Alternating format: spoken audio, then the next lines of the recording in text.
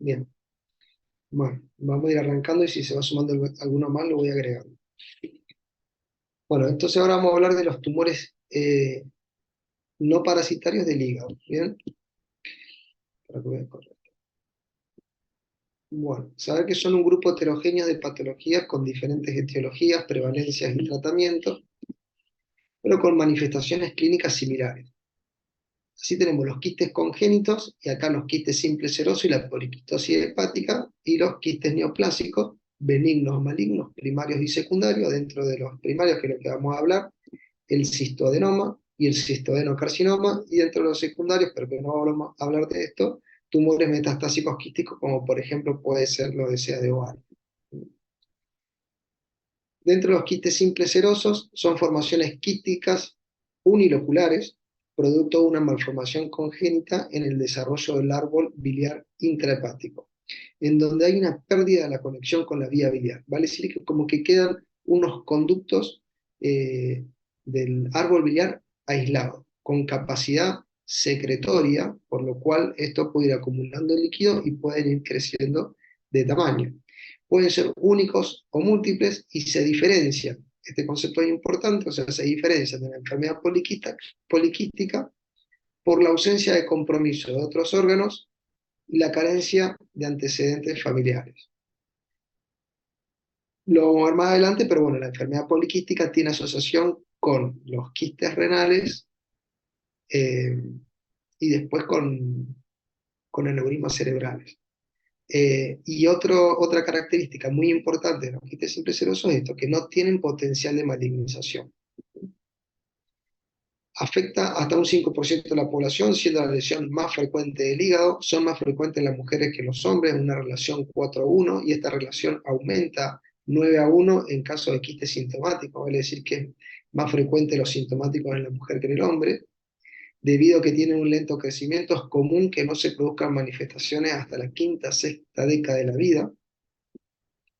Son formaciones ovoides de contenido líquido seroso, revestidas por un epitelio cuboide similar al de tipo biliar. Son conductos biliares básicamente que han quedado aislados, digamos, su fisiopatología es eso, ¿no? Y bueno, y como dijimos, esto, que como persiste la propiedad secretora del epitelio y no tiene conexión con el árbol biliar, se produce la subsecuente acumulación de líquido dentro del quiste, incrementando progresivamente su tamaño. Y así pueden medir desde milímetros hasta 20 centímetros, aunque en general el tamaño medio es de 3 a 5 centímetros, por lo cual en general son asintomáticos. Respecto al cuadro clínico, el 90% son asintomáticos o más, o sea, lo más común es que sean hallazgos incidentales, y los síntomas aparecen en relación a su tamaño, como dolor por distensión de la cápsula de Gleason, saciedad precoz cuando hay una compresión gastrodenal, o producto de complicaciones que no son frecuentes en el caso de los quistes simples, como puede ser las hemorragias intraquísticas, y en este caso por ahí hay dolor e infecciones, y bueno, como absceso, dolor y fiebre. Dentro de los estudios diagnósticos, el laboratorio no aporta nada que sea patognomónico de la patología, y en general en estos casos no hay alteración del hepatograma. Una característica es que independientemente de su tamaño, acá esto no provoca ni comunicación, ni erosión, ni compresión de los conductos biliares. O sea que en general no vamos a tener alteraciones en el hepatograma. Y en los estudios de diagnóstico por imágenes, en general el primer estudio con el que vamos a contar es la ecografía, y vamos a ver una imagen que es redondeada, bien delimitada, con paredes lisas, homogéneo, anecoico. No vamos a ver acá ni tabiques, ni nódulos, ni proyecciones papilares, nada como vamos a ver a diferencia de las neoplasias quísticas. Y lo que vemos es este refuerzo sónico posterior característico que, como habíamos hablado anteriormente con el quiste diatídico tipo 1, si se quiere, el diagnóstico diferencial es con los quistes diatídicos tipo 1, los uniloculares. El líquido favorece el paso del sonido y por eso da este refuerzo sónico posterior. Claro, acá no vamos a tener eh, el signo del nevado con los cambios de decúbito por la arenilla hidatídica, ni tampoco ese halo hipoecoico que se ve en el caso del quiste hidatídico por ecografía. Y en la tomografía vemos lo mismo, una imagen de densidad líquida, sin pared propia, sin captación de contraste endovenoso, a diferencia del quiste hidatídico tipo 1, no presentan septos ni nódulos murales. Entonces acá tenemos, por ejemplo, una tomografía simple sin contraste y una con contraste, en donde prácticamente no hay cambios. Y en la resonancia magnética vemos una imagen que es también homogénea, hipointensa en T1, hiperintensa en T2, todos los líquidos que están estáticos en T2 se ven blancos, se ven hiperintensos, y sin tabiques, nódulos ni nada en su interior. Y con contraste endovenoso, como vemos en la imagen de la derecha, que es una secuencia ponderada ante uno, vemos que tampoco tiene realce de contraste endovenoso y nada por el estilo. El tratamiento, como la gran mayoría de los casos, más del 90% son asintomáticos, no se hace nada, se observan, se controlan y nada más, y solamente hay indicación de tratamiento cuando ya sea hay dolor, síntomas compresivos extrínsecos gastrodenales o masa palpable. Dentro de las alternativas terapéuticas tenemos la punción aspiración guiada por imágenes, con instilación o no de sustancias esclerosantes. Estas técnicas tienen una alta tasa de recidiva, más del 50%, por lo cual no son las recomendadas de primera línea, pero toman protagonismo en pacientes que no son candidatos a una cirugía, es decir, quiste de gran tamaño, sintomático o complicado. En pacientes que por riesgo quirúrgico no son candidatos a cirugía, bueno, podemos recurrir a la punción y aspiración con o sin instilación de sustancias esclerosantes. ¿Bien? Estas otras técnicas como la quistoyoyunostomosis, las resecciones completas o hacer hepatectomías para este tipo de lesiones están en desuso, no están justificados, y el tratamiento de primera línea sería la fenestración laparoscópica, que sería la resección y el destechamiento del quiste dominante o aquel que esté generando la sintomatología. ¿Bien? En el caso de los quistes que sean múltiples, y si no, el único, en el caso del quiste único.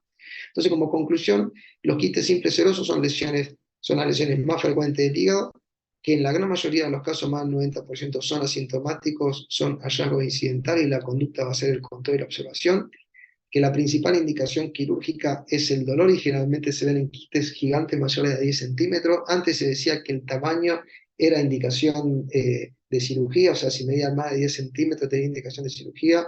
Hoy ya eso no se aplica. No importa el tamaño, importa eh, si genera síntomas o no genera síntomas. Y después, como algún criterio por ahí más relativo, lógico también a tener en cuenta, quistes muy grandes que están ubicados en zonas periféricas del hígado, en pacientes jóvenes, de repente deportistas o expuestos a posibles traumas cerrados o impactos, bueno, ahí también a considerar por el riesgo de ruptura de los quistes, por el trauma. Y la fenestración laparoscópica es el tratamiento de elección debido a la baja morbilidad y baja tasa de residuo. ¿Bien? Pero no es que todo quiste que mide más de 10 centímetros tiene indicación de cirugía por una cuestión de tamaño. Respecto a la enfermedad poliquística hepática, es una afección congénita, autosómica dominante, presenta múltiples quistes en ambos lóbulos hepáticos, no genera disfunción hepática y en la mayoría de los casos, en el 95% de los casos, tiene asociación con la poliquistosis renal, como habíamos dicho anteriormente, que esto lo diferencia de los quistes simples múltiples, y la poliquistosis renal es la que en general marca pronóstico porque sí genera o puede generar deterioro de la función renal, incluso con requerimiento de diálisis por insuficiencia renal, y en el 20% de los casos también se puede asociar con el neurisma cerebral y estos con ACV. Se encuentran hasta en el 0,13% de las autopsias, son más frecuentes en las mujeres que en los hombres, igual que los quistes simples, en una relación 4:1. Las mujeres en general son las que presentan mayor número y volumen de las lesiones, y el diagnóstico se realiza entre la cuarta y sexta década de la vida. Pueden ser microquísticos o macroquísticos. El contenido quístico es un líquido claro, está tapizado por un epitelio cuboide, todo esto es similar al de los quistes simples, y crecen en tamaño y número con la edad. Hay una clasificación que es la clasificación de Gigot, que los clasifica en 3 tipos. Los tipo 1 son menos de 10 quistes de gran tamaño, en general mayores a 10 centímetros. Los tipo 2 son quistes de mediano tamaño distribuidos de forma difusa, en general bilobar, es decir, en ambos lóbulos hepáticos, pero con parénquima hepático reconocible entre ellos. Sano, lógico, ¿no? Y el tipo 3 es el de múltiples quistes pequeños o medianos en cuanto a su tamaño, de distribución difusa, bilobar, en donde prácticamente no se reconoce parénquima sano entre los quistes. Respecto al cuadro clínico, siempre los antecedentes familiares a tener en cuenta en el interrogatorio, por ser una enfermedad autosómica dominante, en general son asintomáticos y dentro de las manifestaciones clínicas pueden generar hepatomegalia masiva con dolor, distensión abdominal o masa palpable, síntomas por compresión de órganos vecinos, insuficiencia respiratoria por compresión diafragmática, hipertensión portal con varices esofágicas y ascitis por compresión de la vena cava inferior retropática, y alteración de la función renal con insuficiencia e incluso requerimiento de diálisis cuando hay asociación con poliquistosis renal, y la mayor incidencia de ACV por su asociación con los aneurismas cerebrales, que dijimos que en un 20% de los casos se puede asociar. Las complicaciones intraquísticas acá son más frecuentes que en los quistes simples, ¿bien? Ya sean las infecciones o las hemorragias. El diagnóstico, bueno, es ante la aparición de síntomas o como un hallazgo incidental. Recordemos acá el hepatograma normal, no tenemos nada característico ni patognomónico en el laboratorio. Las características imagenológicas no difieren de los quistes simples, por lo cual el diagnóstico diferencial, como dijimos antes, se realiza por la presencia de antecedentes familiares de poliquistosis hepática y por la afección de otros órganos. Esto es, digamos, lo que lo hace distintivo. Y el tratamiento, como la gran mayoría de los casos son asintomáticos, es una patología benigna, no maligniza, es la observación, y en los sintomáticos el objetivo terapéutico es hacer la reducción volumétrica de las lesiones, pero sin comprometer la funcionalidad hepática y favoreciendo la regeneración del hígado sano y consiguiendo el mayor periodo libre de síntomas posible. O sea que en los tipo 1, que dijimos que eran pocos quistes pero de gran tamaño, no es que vamos a ir a operar todos los quistes. Vamos a ir a hacer la fenestración laparoscópica, que dijimos que era el tratamiento de primera línea de aquellos quistes dominantes que consideramos que está generando la sintomatología, en general del dolor, o si hay alguno que esté complicado. Los tipo 2 es donde combinamos terapéuticas de fenestración y resecciones hepáticas en caso de que tengamos segmentos o sectores del hígado que estén completamente comprometidos. Pero siempre, un poco explicando lo que decíamos anteriormente, teniendo precaución, y ahora hablando de estereotipos, teniendo precaución de la cantidad del hígado que vamos a resecar. Nosotros no podemos resecar la totalidad del hígado, no podríamos resecar el 90% del hígado. O sea, en hígados sanos, al menos, hay que dejar, o sea, hablando, digamos, de hepatectomías, en hígados sanos uno podría llegar a resecar el 80% del volumen hepático. O sea que con un 20% de remanente hepático funcionante, uno podría vivir eh, eh, evitando el riesgo mayor de lo que es la insuficiencia hepática. En hígados, por ejemplo, esteatóxico, en hígado de pacientes por ahí, esto está muy estudiado en la patología oncológica, ¿no? Que han recibido quimioterápica, al menos uno tiene que dejar el 30% de futuro remanente hepático funcionante, y en hígados cirróticos al menos un 40%. Entonces, acá por lo menos nosotros tenemos que dejar un volumen hepático residual de al menos el 30%. No podemos sacar más de eso porque vamos a exponer al paciente a una insuficiencia hepática que le puede comprometer la vida. Entonces, cuando eso no lo podemos lograr, es donde toma indicación el trasplante hepático, asociado o no al trasplante también renal, en caso de una poliquistosis renal que esté generando insuficiencia, que tenga insuficiencia renal asociada. Bien, esto respecto a las poliquistosis hepáticas. ¿Quedó claro esto que, no sé si por ahí los enrosqué mucho, pero les quedó más o menos claro esto de la terapéutica, la poliquistosis hepática y las resecciones? Sí, sí. Bien. Es decir, vamos a ir a fenestrar, vamos a sacar los más grandes, los que consideremos que le esté generando dolor y síntomas o que tengan alguna complicación. El resto no se toca. Básicamente eso. Bueno, Vamos a las neoplasias quísticas. Cistoadenoma hepático. Son neoplasias quísticas de etiología desconocida, con gran capacidad de recidiva y potencial de malignización, a diferencia de lo que estuvimos hablando anteriormente. Estos pueden asociarse con los cistodenomas mucinosos del páncreas. El líquido intraquístico suele ser mucinoso y es frecuente en estos casos que puedan tener incluso comunicación con el árbol biliar, a diferencia también de lo que estuvimos hablando anteriormente de los quistes simples y la poliquistosis. No es una patología frecuente, es el menos del 5% de la patología quística hepática y es más frecuente también en mujeres de mediana edad, más del 80% de los casos. Acá, respecto a la anatomía patológica, se diferencian o se dividen en dos tipos: los que presentan estroma mesenquimal ovárico, los que es más frecuente en mujeres, y los que no lo presentan. Aquellos que no lo presentan son más frecuentes en varones y tienen mayor potencial de malignización y en general un comportamiento más agresivo que los estromales en mujeres. ¿Mm? Son lesiones multiloculadas, únicas, con tabiques internos, proyecciones papilares y nódulos murales de tamaño variable. O sea que esto es algo bastante distintivo de todo lo que estuvimos hablando anteriormente.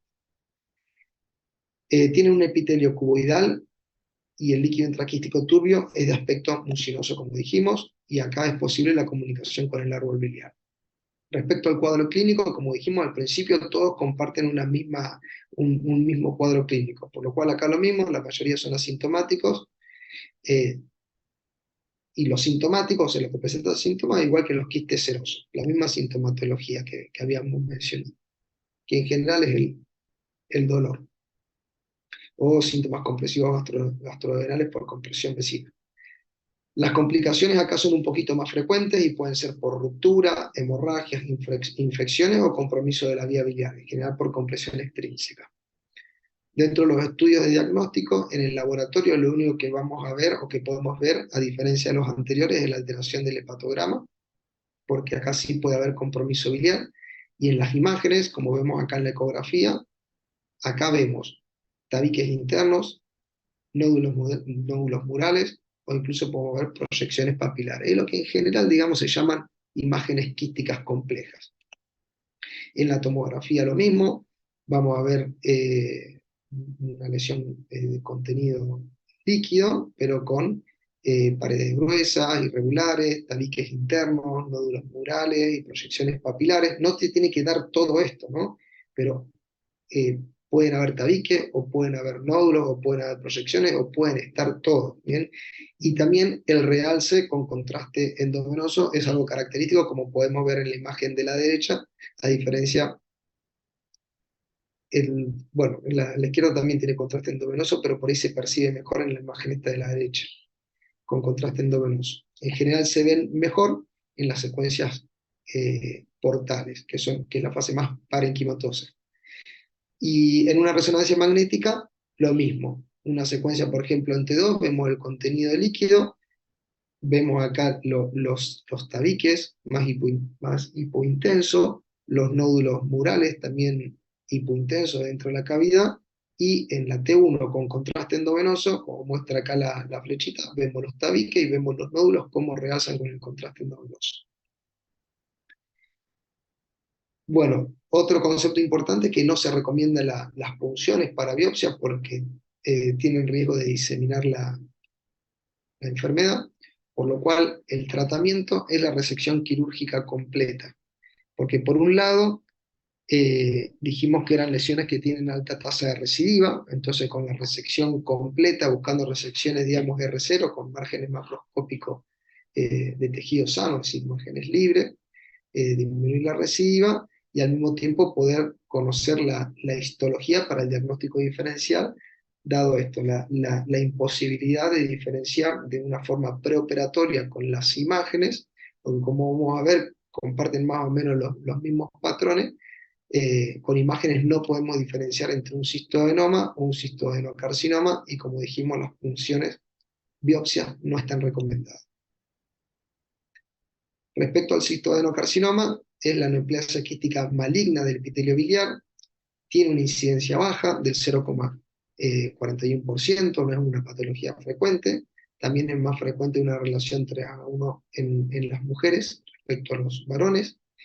La etiología, igual que lo otro, es desconocida, pero lo más aceptado es que se cree que es una evolución, digamos, de los cistoadenomas, que dijimos que son neoplasias benignas, pero con riesgo de transformación maligna.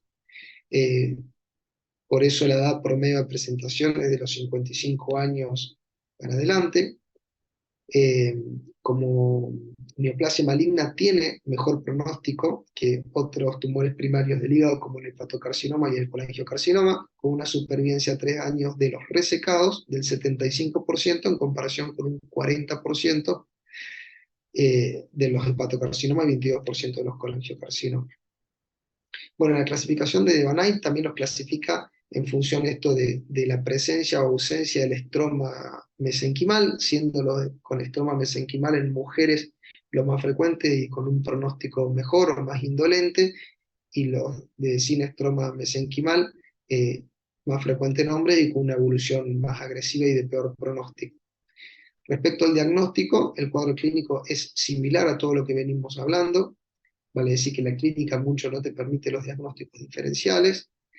El tamaño es variable de entre 1 a 30 centímetros, y en las imágenes vamos a ver, como vimos anteriormente en los cistodenomas, lesiones quísticas, multilobulares, con tabiques, nódulos murales y o proyecciones papilares que realzan con contraste endovenoso. Entonces, como dijimos anteriormente, la imagen por sí sola no nos va a permitir diferenciar entre si es un cistodenoma o un cistodenocarcinoma, por lo cual el tratamiento es la resección eh, completa, lógico, sin ruptura del mismo, eh, intentando hacer esas resecciones R0, que es resección completa de la enfermedad con márgenes macroscópicos, márgenes libres, digo, macroscópicos, porque en la resección uno es lo que ve, pero eso después se manda a la anatomía patológica, y es R0 cuando también en la histología los bordes de sección de la pieza quirúrgica no están infiltrados por lesión. Y estos, cuando son resecados de esta manera, de forma completa, haciendo resección R0, tienen una sobrevida 5 años de hasta el 70%. Bueno, y eso sería todo respecto a las lesiones quísticas no parasitarias. No sé si tienen dudas, preguntas, ¿qué les pareció?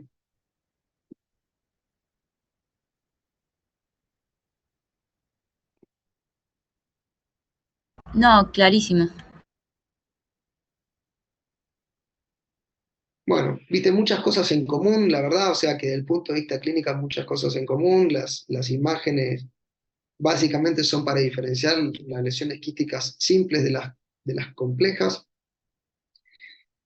Dentro de los quistes complejos, dentro de lo posible siempre la cirugía, por esto que decíamos de la dificultad para poder diferenciar entre benigno y maligno, y además porque el benigno también tiene riesgo de malignidad, o sea que en el seguimiento nunca sabemos cuándo pueda transformarse. Vale decir que la cirugía en los dos casos estaría recomendada y uno los opera como si fuesen malignos. ¿Bien? O sea, hay que tratar de hacer resecciones oncológicas desde ese punto de vista. Y dentro de los quistes simples o poliquísticos, tratamientos conservadores. Solamente operar si alguno de ellos se ha complicado o genera síntomas, y en el caso de los múltiples, solo operar el que consideremos que por tamaño o por características esté complicado dando síntomas. No es que si operamos, de paso sacamos todo, ¿viste? Bueno, y eso básicamente. Bueno, si tienen alguna pregunta, alguna duda, algún comentario, lo vamos charlando, y si no, ya damos por finalizado.